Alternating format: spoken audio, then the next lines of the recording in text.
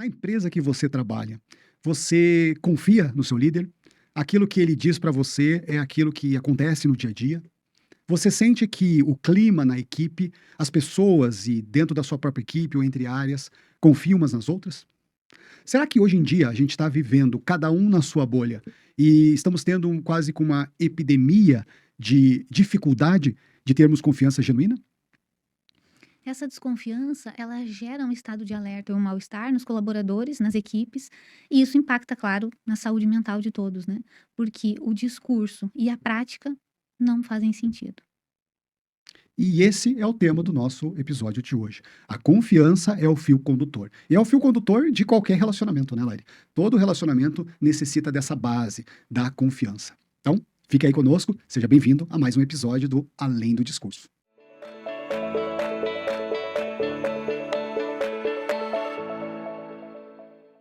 Então, Lari, vamos falar hoje de confiança, né? A gente, como de costume, a gente sempre gosta de trazer aqui para o nosso público conteúdo, debater um pouco do conteúdo e provocar as pessoas em respeito a ele.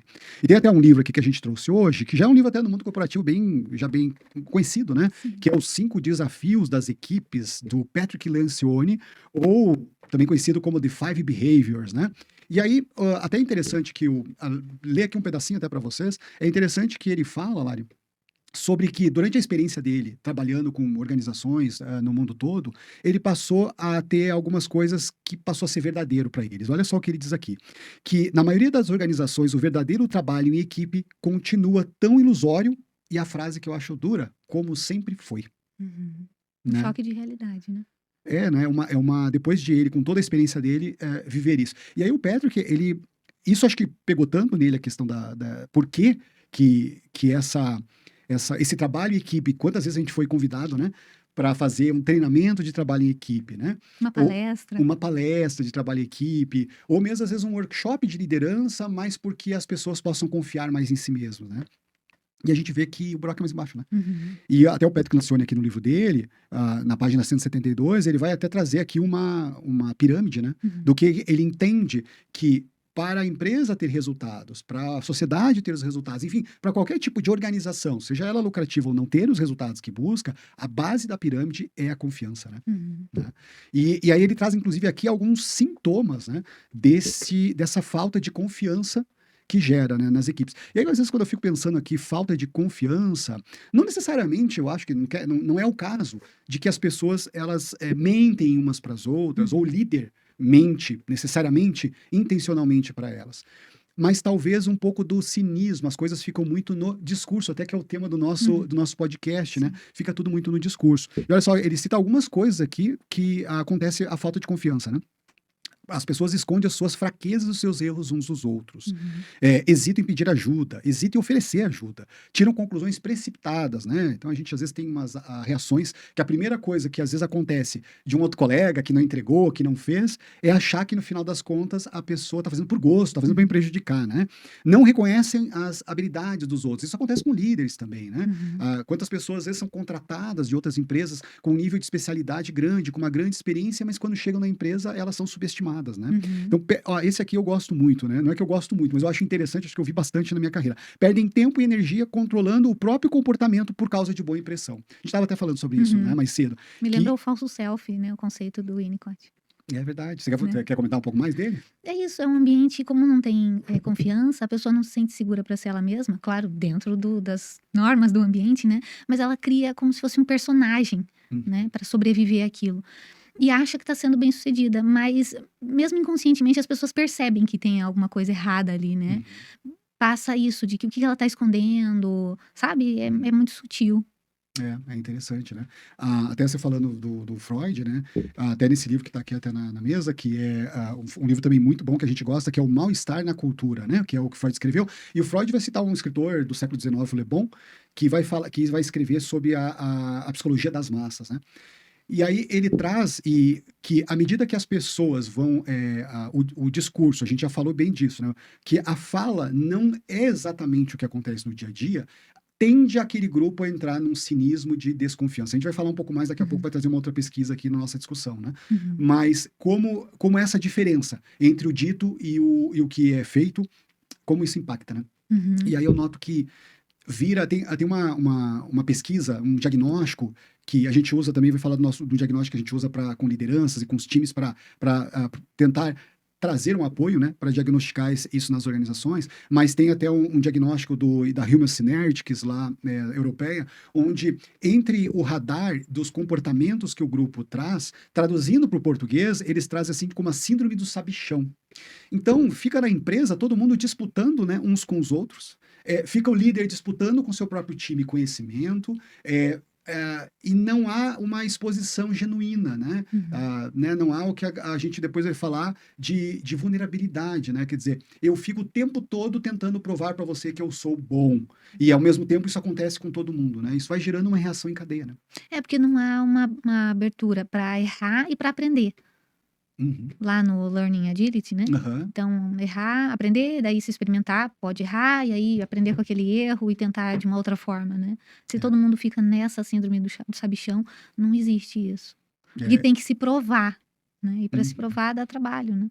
É. Não dá para deixar a coisa acontecer e, né? Exato. Até isso me faz lembrar um daqueles workshops que a gente aplicou, falando que a gente tratou sobre a segurança psicológica, das fases que o indivíduo tem dentro da organização para ele se sentir ali confortável, né? E não raro a gente não acaba vendo isso morto na chegada, né? A pessoa, às vezes ela é contratada e já de início, com poucos dias, já é exigido dela resultado, já porque ela tem que chegar chegando, ela tem que mostrar para o que veio. Só que aí ela chega para mostrar o que veio, é tipo aquela criança que está chegando na escola lá, querendo participar e os coleguinhas já fazendo bullying com ele. Isso vai acontecer lá no dia a dia também.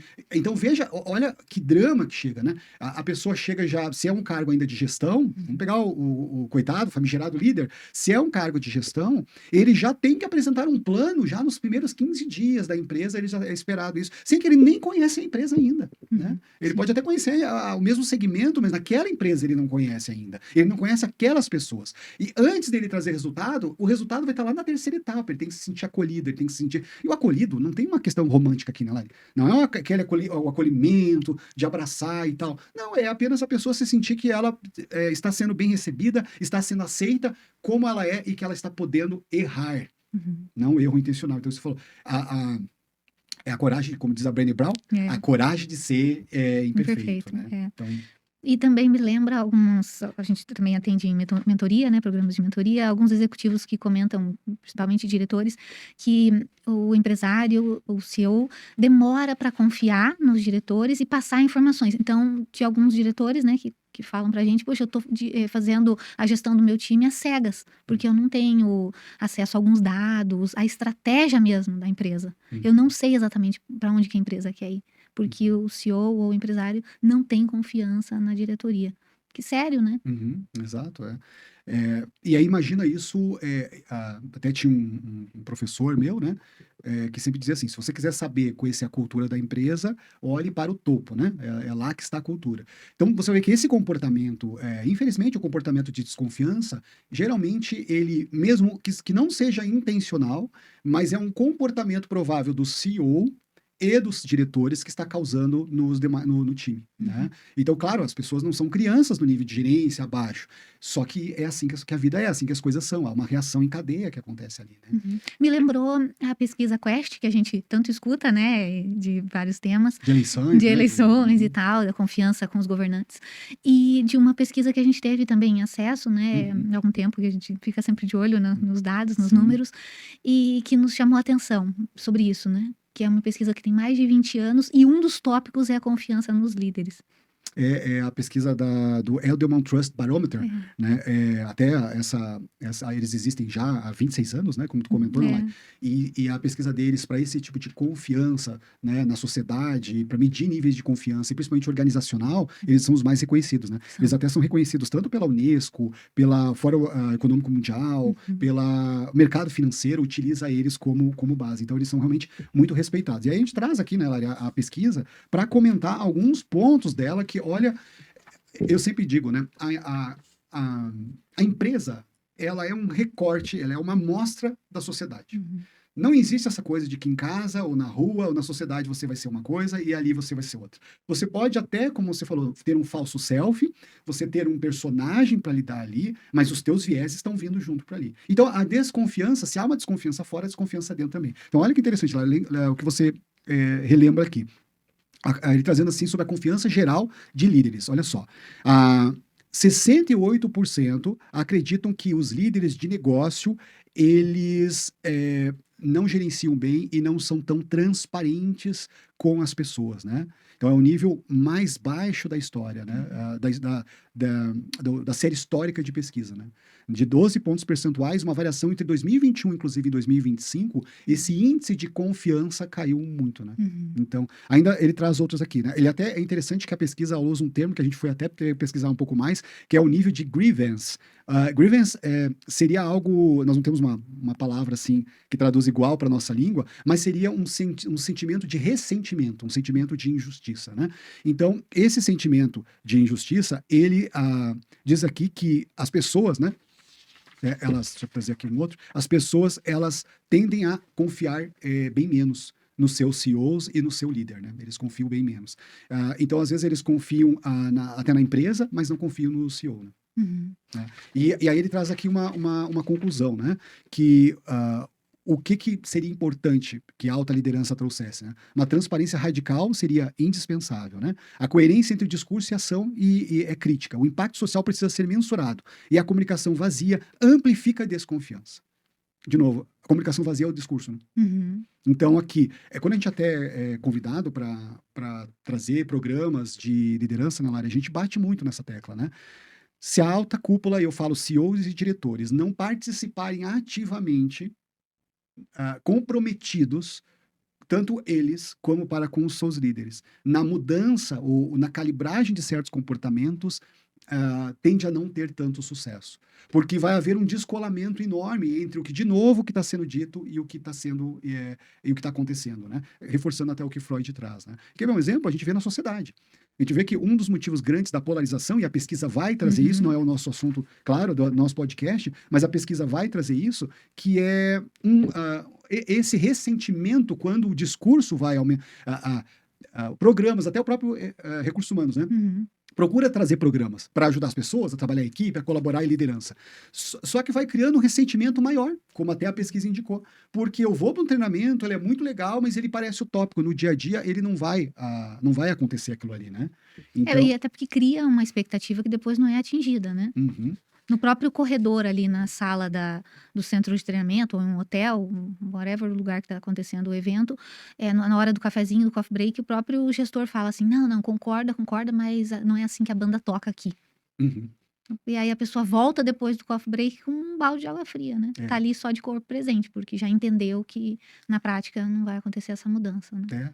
A gente vê isso, por exemplo, na hora de responder uma pesquisa, a gente já falou disso no outro podcast, né? E a gente acredita muito na importância de uma pesquisa de clima, de engajamento.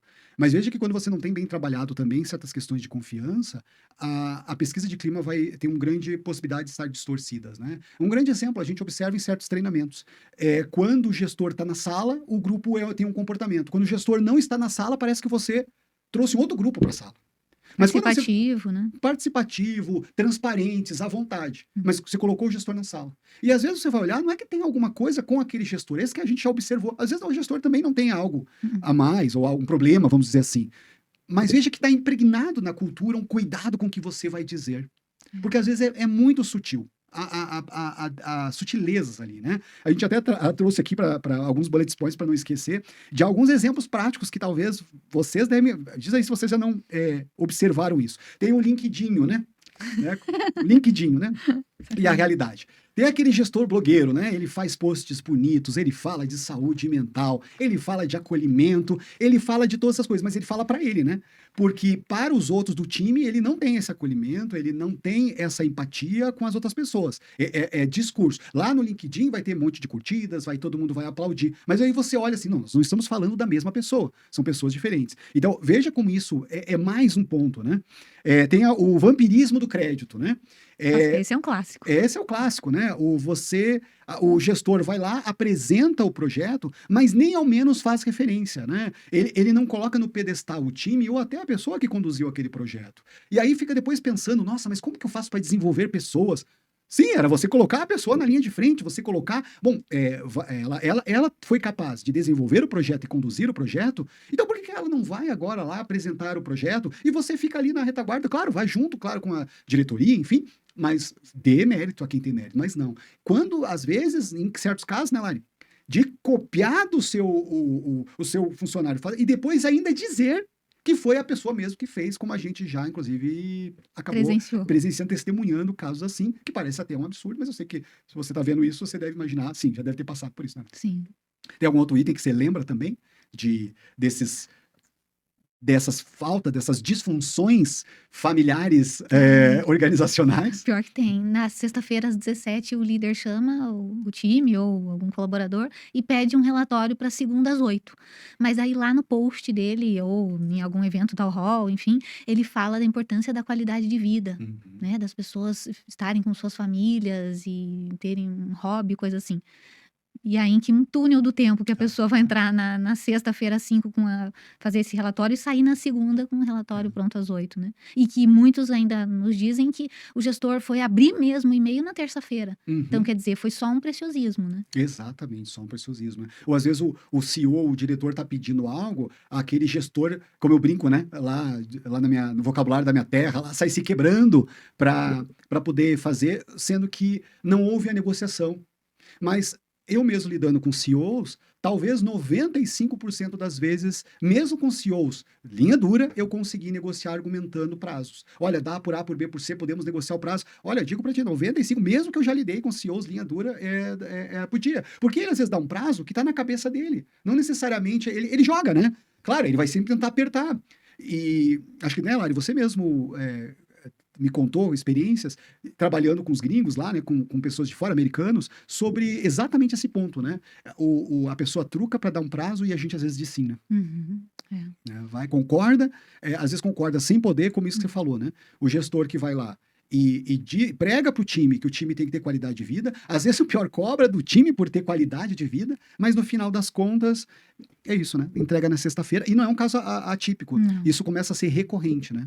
Ou aquele gestor que pediu, né, para uma mentorada nossa fazer o relatório também no final de semana e na segunda... E domingo era o Dia das Mães, né? Ela passou o Dia das Mães trabalhando, fazendo o bendito do relatório.